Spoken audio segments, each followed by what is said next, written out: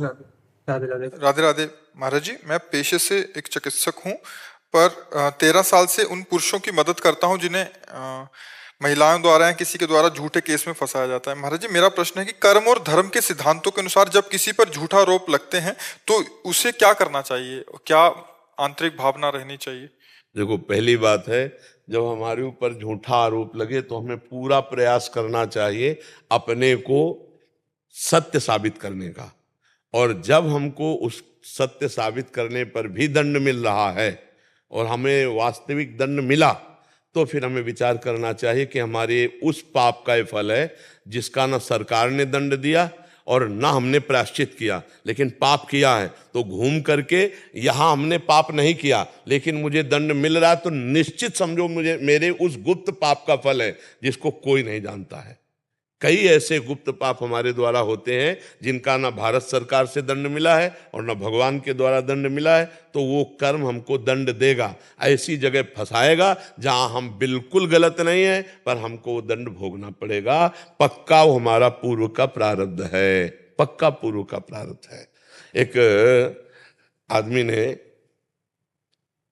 किसी महिला से प्रियता करके और उसको बाद में छल करके मार दिया और अपने ही घर में गाड़ दिया और कोई नहीं जान पाया और कहीं बाहर से फंसा के लाया था, ऐसा हो गया। बहुत अच्छे से जीवन चलने लगा। सामने एक स्वर्णकार की दुकान भी थी और घर भी था, और घर में ही दुकान खोले हुए था और 2 पुलिस कर्मचारी उसकी सुरक्षा के लिए आया करते थे। और वो बहुत बेईमान स्वर्णकार था, मतलब छल कपट करना, असली स्वर्ण को नकली करके से कई तरह से मिलावट करके बहुत। और वो जो दोस्त की सुरक्षा में आते थे वो उसकी पोल जानते थे, तो उसको कुछ वो देता रहता था। ऐसा होते हैं, छल कपट वाले आदमी भी होते हैं, छल कपट वाले रक्षा सूत्र विधान वाले भी होते हैं। अब एक दिन किसी अच्छे स्वर्ण के उसमें उसको लाभ मिला, तो ये बात जब उन कर्मचारियों ने देखा तो उससे कहा हमें अच्छा दाम दीजिए। उन्होंने नहीं दिया तो रात्रि में आके प्लान बना, बहुत वर्षों से मिलजुल रहे थे, स्वर्णकार को मार दिया, एक अटैची में बंद किया और बॉक्स में सारी, जहां सब पता था, वो संपत्ति और स्वर्ण लिया और निकल ही रहे थे कि वो आदमी लोकशंका करने निकला। कौन? जो बहुत पहले, कई वर्ष पहले किसी महिला को लाकर ऐसा अत्याचार करके मार के और अभी तक बिल्कुल फ्रेश था। उसने देखा, उसने कहा ये क्या तुम 2 बाक्स लिए हो, इसका मतलब? तो उन जो सरकारी कर्मचारी थे उन्होंने कहा देखो, अब तुम तो देख लियो, तुम कुछ हिसाब किताब हमसे ले लो और जाओ अपने घर। तो उसने कहा आप गलती नहीं करूंगा, मतलब अंदर से निकला उसके कि पीछे जो गलती हो गई अब गलती नहीं करूंगा। उसने कहा 1 पैसा नहीं लूंगा, ये बात हम। तो उसने कहा देखो, हम लोगों के हथकंडे बहुत होते हैं, अभी हमारी बात मान जाओ नहीं तो हम 2 मिनट में फंसा देंगे। तो उनका बिल्कुल नहीं, हम नहीं, बिल्कुल राजी नहीं होंगे, तुम गलत कर रहे हो। और उसको ये पता नहीं क्यों मार के ले आए, दोनों बाक्स रख दिए और दोनों पकड़ लिए, हल्ला मचाने लगे। अब वहां लोग इकट्ठे हुए, बोले पता नहीं है 2 बाक्स से लेकर कहां जा, जो खोला तो अरे, बोले देखो स्वर्णकार को मार के उसकी धन संपत्ति, उसके ऊपर पूरा ब्लेम लगा दिया। अब वो जब कई वर्ष मुकदमा चलता है तब सजा होती है, तो जब सजा देने का नंबर आया तो रो करके बोला जज से कि किसी भी तरह से मैं इस केस में कहीं भी कुछ भी नहीं किया, मैं लघुशंका के लिए निकल रहा था, बस देखा इन लोगों ने ऐसा ऐसा ऐसा। कई वर्ष रुपया पैसा लगा, बहुत परेशान। जज ने तारीख आगे के लिए बढ़ा दी, उसके आंसुओं में दम थी, तो उसने खेल रचा, एक आदमी को मृत घोषित किया अपने ही परिकर में। वो मरा नहीं था और कहा कि अपने ही लोगों द्वारा इसका अंतिम संस्कार किया जाए।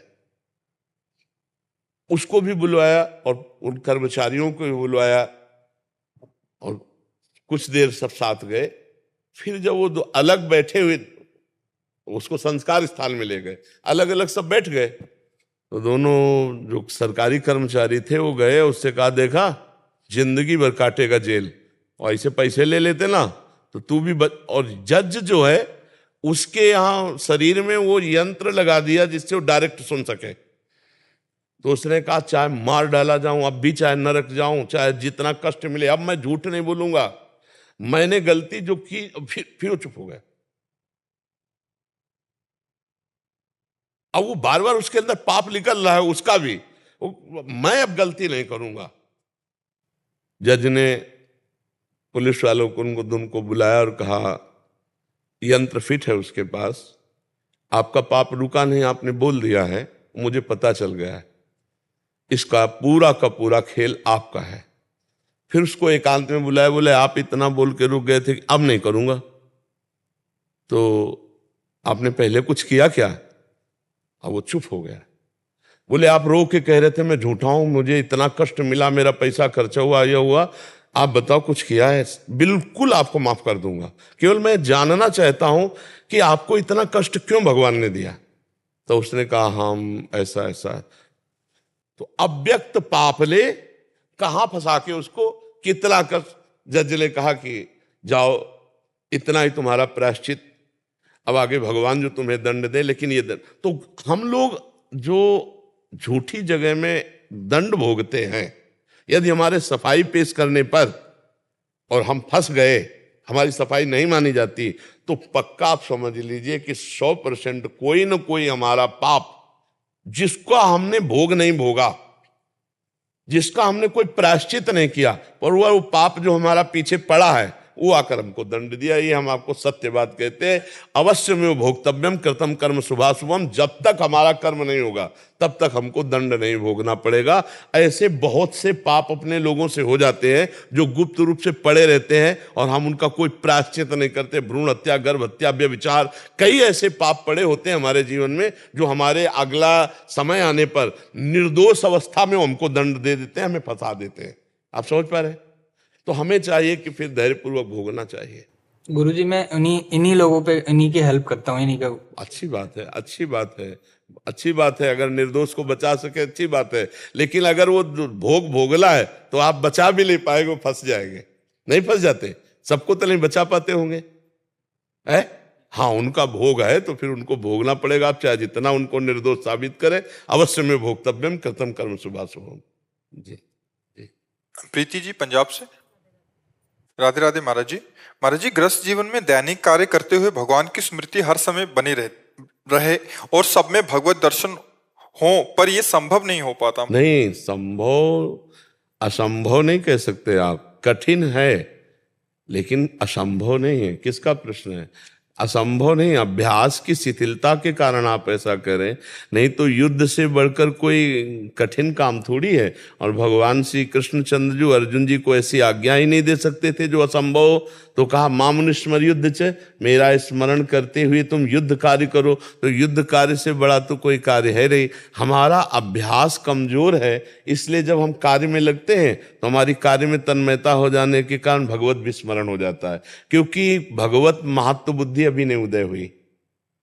भगवत महत्व बुद्धि उदय हो जाने पर, जैसे भगवत महत्व बुद्धि का मतलब समझती है, जैसे हमें किसी कार्य के करने से 500 रुपये का लाभ होगा, लेकिन हम 30 मिनट भगवान को भूल गए, तो 500 रुपये से ज्यादा अधिक महत्व भगवान का नहीं रहा। 500 रुपये का महत्व अधिक होगा, क्यों? भगवान को भूल गए। अगर भगवान के प्रति ऐसा महत्व हो जाए कि भगवान का स्मरण सबसे बढ़कर है, त्रिभुवन की राज्य लक्ष्मी देने पर भी जो आधे पल के लिए अपने प्रभु का स्मरण न छोड़े, उसे भक्त कहते हैं। तो हमारा महत्व भगवान पर नहीं है और हमारा अभ्यास कमजोर है, इसलिए असंभव सा लग रहा है, असंभव नहीं है। असंभव होता तो लाखों ऐसे भक्त हो गए हैं जो भगवान के सुमिरन में रात दिन मगन रहते, अब भी हैं, एक क्षण के लिए भी भगवान का चिंतन नहीं छूटता। ऐसे महान भागवत है जिनका लक्ष्य बन चुका है प्रभु, कैसे छोड़ सकते हैं? चिंतन अंदर का होता है। चिंतन की प्रधानता कैसे होती है? जैसे परदेश गए हुए पति की उसकी पत्नी चिंतन करती, सास की सेवा करती है, अपने देवर की सेवा करती है, घर में सोनी, लेकिन उसका चित्त बार बार अपने पति से ही बातें करता है, बार बार अपने पति का चिंतन करता है, उन्हीं की शुद्ध रहती है। ऐसे ऐसे हमको अपने भगवान का चिंतन करना है। लीप रहे हैं, पोत रहे, गोपी जनों के चरित्र को पढ़ के देखो, धान कूट रहे हैं, गाय दूह रही हैं, पतियों की सेवा कर रहे हैं, लेकिन मुरारी पादार्पित चित्तवृत्ति, एक एक वृत्ति कृष्ण में समर्पित है। इसलिए गोपी जनों को प्रेम की ध्वजा कहा गया है, इसलिए गोपी जनों का उदाहरण दिया, यथा ब्रज गोपी का नाम। तो हमारा अभ्यास कहीं कमजोर है और कहीं ना कहीं हम प्रभु से बढ़कर अभी संसार को मान रहे हैं। नहीं तो छूट कैसे गया, भगवत चिंतन कैसे छूट गया? कौन सी ऐसी वस्तु, व्यक्ति, स्थान, परिस्थिति है जो हमें हमारे लाडले प्रभु के चिंतन से विलग कर दे? इसका मतलब अभी वो महत्व नहीं जगा है। तो हम सत्संग सुनते रहे, हम भगवान के चरित्रों का गायन करें, जैसे श्रीमद् भागवत है, श्रीमद् रामचरितमानस है, श्रीमद् भगवत गीता है, इनका हम गायन करें और इनका श्रवण करें और इनका मनन करें और परिवार की सेवा को भगवान की सेवा माने, तो धीरे धीरे हमारा चिंतन भगवदाकार होने लगेगा। जब तक हमारा भगवत विस्मरण होने पर हृदय नहीं जलता, तब तक हम भक्त कैसे? तद विस्मरणेन परम व्याकुलतेति, प्रभु को हम भूल गए और हमारा हृदय नहीं जल रहा। अरे हम अगर किसी लाभ के लिए व्यापार करते हैं तो हम घाटा बर्दाश्त नहीं करते, अगर घाटा हो जाता है तो हम परेशान हो जाते हैं। तो हमारा भजन छूट जाए, घाटा हो गया, हम परेशान नहीं हुए, इसका मतलब भजन का महत्व नहीं है। तद विस्मरणेन परम व्याकुलतेति, भगवान का विस्मरण होने पर हृदय ऐसा व्याकुल हो जाए। जैसे व्याकुलता को माप है कि जैसे मछली को जल से अलग करे तो तड़पने लगती है, ऐसे हम भगवान को भूल जाए तो हमारा हृदय तड़पने लगे। थोड़ी देर के लिए भूले, हृदय जल पड़ा। मौसम कौन कुटिल खल कामी, जिन मुँह को तन दियो ताको न भजन कियो, ऐसो नोन हरामी, ताही बिसरायो ऐसो नोन हरामी। देखो सूरदास जी महाराज के मौसम कौन कुटिल खल कामी, अभी हमारे अंदर प्रभु का महत्व नहीं आया। तो असंभव नहीं है, हम अभ्यास करें। अभ्यास योग युक्तेन चेतसा नान्यगामिना, यदि हम ऐसा अभ्यास करें कि जहाँ जहाँ चित्त जाए, जहाँ जहाँ मन जाए, वहाँ से हटा के बार बार नाम में लगाएं, तो एक दिन हमारा मन नाम में लग जाएगा। करत करत अभ्यास के जड़मत होत सुजान, रस्सी आवत जात ही शिल पर होत निशान। तो हमारे मन में नाम का निशान क्यों नहीं पड़ जाएगा? बार बार अभ्यास करेंगे तो हमारा मन नामाकार हो जाएगा, भगवदाकार हो जाएगा। आप हारिए नहीं, अभ्यास पुष्ट रखिए, आगे चल करके आप देखेंगे विजय आपकी होगी, क्योंकि आप भगवान के अंश हैं। और ये माया जनित जितने विकार हैं, भगवान के स्मरण करने से ये सब नष्ट हो जाते हैं, डिलीट हो जाते हैं, इनका अस्तित्व नहीं रह जाता है। आप घबराइए नहीं, असंभव नहीं है। बस महाराज जी, मेरी श्री जी की समृद्धि हमेशा बनी रहे। हाँ, बहुत उत्तम बात है और इसका अभ्यास करते रहिए। पूर्वी जी राजकोट से। राधे राधे महाराज जी। महाराज जी, बिना गुरु के भगवत प्राप्ति कैसे होगी? गुरु धारण करना जरूरी है क्या? वृंदावन आप कई बार आए हैं? फर्स्ट बार। फर्स्ट बार। तो आप रंगनाथ जी जाना है, सेवा कुंज जाना है, निधिवन जाना है, राधा रमण जाना, गाइड की जरूरत है कि नहीं? होती ना। तो फिर इस माया भरे भूल भुलैया में क्या गुरु की गाइड के बिना परमात्मा की प्राप्ति हो जाएगी? शिव भक्त हूँ, शिव भक्त हूँ, शिव भक्त। शिव को, राम को, हरि को, कृष्ण को, एक ही है, परमात्मा एक है। हम केवल इतनी बात पूछते हैं, एक धाम में पवित्र दर्शन के लिए हमें गाइड की आवश्यकता होती है। आप यहाँ बिना गाइड के आ गए क्या? तो ऐसे ही परमात्मा की प्राप्ति बिना गाइड के हो जाएगी क्या? इस संसार की भूल भुलैया में गुरु रूपी गाइड ना मिले तो हम नहीं पहुंच सकते। पर चाहे शिव विरंच सम होई, गुरु बिन भवनिधि तरे न कोई। बिना गुरुदेव की कृपा के परमार्थ कैसे जागृत हो सकता है? आप यहाँ सुन रही हैं, आप इस पर चलना चाहेंगी तो आपको हमारी बात माननी पड़ेगी ना। तो बस जिन संत की बात मान ले वही गुरुदेव है। बात मानकर चलना ही तो गुरुदेव है। हम कह रहे राधा राधा जपो, कृष्ण कृष्ण जपो, शिव शिव जपो, हरि हरि जपो, जपो, हो गई बात। और सत्संग सुनो, अपने आप मार्ग प्रशस्त हो जाएगा। तो कहीं भी कोई भी नाम जप करे तो किसी न किसी संत के मुख से तो निकला हुआ है, बस पकड़ लो उसको। गुरु का मतलब है किसी महापुरुष के द्वारा जो सत मार्ग प्रशस्त किया जा रहा है उसे हम पकड़ लें तो हमारा मार्ग पुष्ट हो जाएगा। बिना संतों के, बिना गुरुजनों के तो मार्ग में चला ही नहीं जा सकता, एक कदम नहीं चल सकते। मत की रति गति भूति भलाई, जब जे जतन जहां जे पाई, सो जानो सत्संग प्रभाऊ, लोकहु वेद नान उपाऊ। मति गति कीर्ति जो कुछ भी विभूति आज तक किसी को प्राप्त हुई वो संत से प्राप्त हुई। अगर संत न मिले तो परमार्थ का मार्ग ही पुष्ट नहीं होगा। तो कैसे चल पाएंगे? जैसे कहते हैं हम भगवान को गुरु बना करके परमार्थ में चल रहे, तो भगवान तुम्हें डांटेंगे क्या?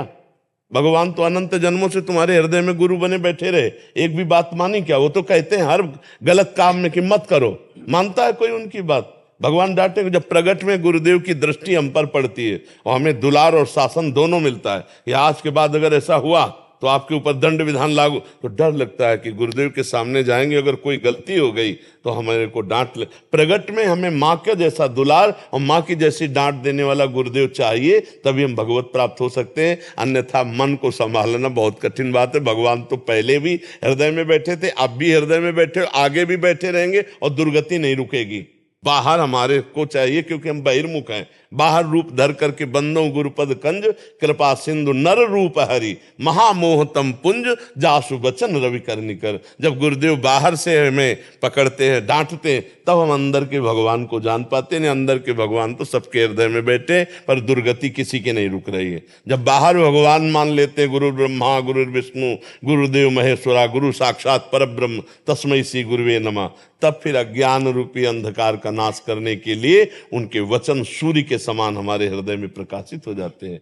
बिना गुरु के भगवान को गुरु की जरूरत है क्या? लेकिन संदीपनी गुरु किए ना श्री कृष्णचंद्र जी, राम जी की वशिष्ठ जी विश्वामित्र जी गुरु पद में थे ना, तो हम तो जीव हैं। वो तो जब ईश्वर अवतार लेते हैं तब गुरु पद में बिठालते हैं संतों को। तो हमें मानना चाहिए कि गुरु बिनु भवनिधि तरे न कोई, गुरुदेव की आवश्यकता है। पर गुरुदेव का मतलब केवल कंठी बनाना ही नहीं, उनकी आज्ञा का पालन करना है। उनके वचन पकड़ लिए, उनकी आज्ञा पकड़ ली, उसी से बहुत समुद्र पार हो गए। मनोज दुबे जी, प्रयागराज। राधा वल्लभ श्री हरिवंश। महाराज जी, मैं विगत 2 वर्षों से एकांतिक वार्तालाप सुन रहा हूँ। महाराज जी, मैं सीआरपीएफ में ड्यूटी करता हूँ। महाराज जी, मेरा स्वभाव बस जल्दी किसी पर भी विश्वास कर लेता है, जिसका परिणाम हमेशा प्रतिकूल ही मिलता है। महाराज जी, ऐसे में मुझे कैसे रहना चाहिए? महाराज जी, हाँ, विश्वास तो विवेक के निर्णय से कीजिए, ऐसा नहीं है। संसार में विश्वास नहीं, परमार्थ में भगवान पर विश्वास बिना विचार करके करना है। लेकिन संसार में बिना विचारे जे करे ते पाछे पछताए, काम बिगाड़ो आपनो जग में होता साए। ऐसे से ऐसा विश्वास नहीं कर लेते।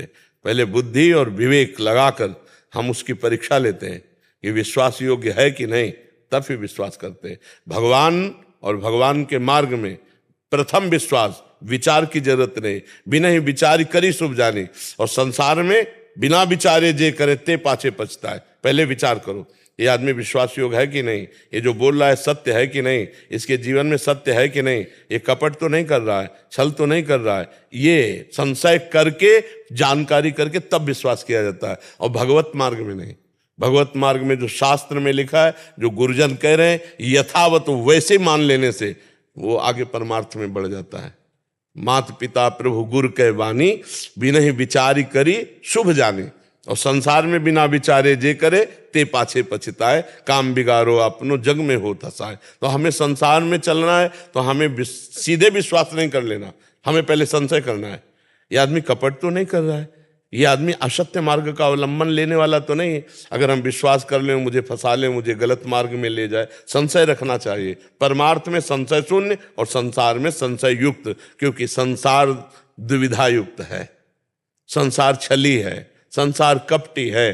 पाए जान जगत में सब जन कपटी कुटिल कलयुगी टंचु, इसलिए संशय रखना है। आप खुद अनुभव कर रहे हैं कि विश्वास में फिर मुझे धोखा मिलता है, हाँ, तो इसलिए संशय रखना है। हमें सब पे विश्वास नहीं करना। शास्त्र आज्ञा करता है भगवान और परमार्थ में विश्वास और संसार में संशय। संशय रख करके जब हमारे संशय की कसौटी से पास हो जाए तो विश्वास, नहीं तो नहीं। संसार में विश्वास नहीं, भगवान और परमार्थ में विश्वास के बिना नहीं चला जाता, और संसार में संशय के बिना नहीं चला जा सकता। इसमें चलना पड़ेगा, संशय लेके चलना पड़ेगा। हाँ, वो कितना प्यार से क्यों बात कर रहा है, क्या आपके पास है जो उसने देख लिया और आपसे प्यार कर रहा है? वो कुछ है, पहले उसको समेटो। क्या है, क्या इतना प्यार क्यों कर रहा है, सहसा प्यार क्यों कर रहा है? कुछ है जो उसकी नजर में आ गया है, लेना चाहता है, कोई स्वार्थ है, कोई उसकी पूर्ति है। ऐसे चला जाता है परमार्थ में। अगर स्वार्थ में, अगर व्यवहार में प्रवीण नहीं हुई तो बहुत छलिया है संसार, बहुत ठगी है संसार, और बड़ा निर्दयी है संसार। देखो विश्वास में कितना बड़ा धोखा हो सकता है। श्री जयदेव जी बहुत बड़े महापुरुष हुए, संत हुए हैं। उनको एक भगत ने बुलाया, तो उस समय स्वर्ण की असरफियां चलती थी, तो कई स्वर्ण के, उन्होंने कहा हमें जरूरत नहीं, पर उन्होंने कहा ले लो महाराज। तो श्रद्धा कारण उन्होंने अपने अचले में बांध लिया, चलो संत सेवा हो जाएगी किसी। 4 लोग मिले, दंडवत किए। पहली दृष्टि में देखा कि ये एक होता है श्रद्धा से दंडवत करना, और एक होता है प्रलोभन से दंडवत करना। प्रलोभन वाली दंडवत में अलग ही होता है, श्रद्धा वाली में अलग होता है, वो पहचान होती है संतों की। उन्होंने देख लिया कि अच्छा हमारे पास असरफियां इनके लिए दंडवत कर रहे हैं, और जंगल का रास्ता था, तो रुक गए। उन्होंने कहा सुनो भाई, तुम्हें असरफियां चाहिए ना, फालतू नाटक करने की जरूरत नहीं है, ले लो असरफियां, हमको इनसे कोई मतलब नहीं। वो से दुष्ट, उन्होंने सोचा है बहुत प्रवीण आदमी, असरफियां क्यों दे दिया, इसका मतलब असरफियां अभी दे दिया और आगे ये रिपोर्ट करके हमको फंसाएगा। तो सोचे देखो दुष्ट आदमी, दुष्टता है। तो उन चारों ने विचार किया कि ये हमको फंसा ना पावे, इसलिए इसको पहले ही हम असरफी दे दी, पर उन चारों ने हाथ पैर काट के कुएं में डाल दिए। असरफी दे दी, तुम्हें असरफी मिल गई थी, लौट जाओ तुम। लेकिन उन्होंने कहा ये बहुत प्रवीण है, ये हमारे फंसाने के, दुष्ट आदमी दुष्टता का ही चिंतन करता है, और सीधे सरल आदमी संत महात्मा तो उनके हाथ पैर काट के कुएं में डाल दिए। अब वो भगवान के भक्त थे, जय जगन्नाथ जय जगन्नाथ भगवान का स्मरण कर रहे थे। तो एक राजा निकला वहां से अपने सैनिक, तो आवाज सुनाई दी, तो कुएं में गया। जब उनको निकाला तो जान गए, अरे ये तो जयदेव जी हैं। अपने राजमहल में ले गए, बड़ी औषधियों का लेप किया। अब जयदेव जी से पूछा कि भगवान की प्राप्ति का सहज उपाय क्या है, तो उनका संत सेवा। यदि रोज संत सेवा हो, भगवान नाम कीर्तन हो, संतों की जूठन खाने को मिले, संत जय जयकार करे, तो निश्चित भगवान प्रसन्न हो जाते। तो उन्होंने संत सेवा की। अब उन चारों चोरों ने सोचा, उनको तो पता नहीं था, तो चारों ठग जो चोर थे जिन्होंने हाथ पैर काट, और उन संतों के दर्शन के लिए जयदेव जी बैठते थे, हाथ पैर कटे ऐसे आसन पर बैठते, और जो संत जन जाते सबको ऐसे दर्शन कर। चोरों ने देखा तो आपस में ये वही है जिसको काट के कुएं में डाला था। अब जयदेव जी ने देखा कि ये वही है जिन्होंने काट, तो जयदेव जी ने राजा को बुलाया और कहा ये 4 लोग मेरे बड़े पूज्य और पहचान के संत हैं, ये जितना जो कुछ मांगे उतना इनको दे देना। अब उनके तो होश खराब थे चोरों के कि पता नहीं राजा से क्या कह के हमको दंड दे। राजा गए, प्रणाम किया, खवाया पिया और कहा महाराज खजाने के पास ले गए, आप जितना चाहो ले जाओ। तो ठग ही थे, गठरी बांधी। तो राजा ने सोचा कि संत तो ऐसे नहीं होते, पर महाराज कह रहे हैं, गुरुदेव कह रहे हैं कि ये संत है, तो हमको दोष भी दृष्टि नहीं देनी। अब वो बड़ी बड़ी गठरी बांध लिए चारों रत्न और असरफियों की। तो उनका महाराज आप लाद के ले जाओगे तो अच्छा नहीं लगेगा, हमारे आदमी ले जाएंगे, आप जहां कहोगे वहां पहुंचा देंगे। तो राज सैनिक, रास्ते में राज सैनिकों ने पूछा कि आज तक ऐसा सम्मान हमारे गुरुदेव ने किसी संत का नहीं कराया जैसा तुम्हारा करवाया, क्या तुम खास हो? तो उस दुष्ट स्वभाव के थे, तो उन्होंने कहा तुम्हारे गुरुदेव जो है ना वो पाप कर्म किए थे, इसीलिए उनके हाथ पैर कटवा दिए गए थे। मतलब बिल्कुल झूठ बोलते, जो ही इतना झूठ बोले सो धरती फटी और सब आ गए, क्योंकि अब नहीं सह सकते थे। इस इतना दंड देने के योग्य अपराधी को भी सम्मान दिलाया हाथ पैर कटने के बाद भी, और फिर वो उनके प्रति दोष दर्शन। तो उनका तो जो दुष्ट होते हैं वो आखिरी श्वास तक दुष्टता करते हैं, उन पर विश्वास नहीं करना चाहिए। जैसे जयदेव जी के साथ हुआ ना, ऐसे ही कोई भी हो, अगर दुष्टों के साथ विश्वास किया जाए तो विश्वासघात ही करेंगे, वो आपकी हानि ही करेंगे। इसलिए संशय करना चाहिए। कोई भी व्यवहार संसार में करो तो उसमें संशय रख के करो, और परमार्थ में कोई कार्य करो तो विश्वास रख के करो। परमार्थ विश्वास लायक है और संसार संशय लायक है। समझ पा रहे आप?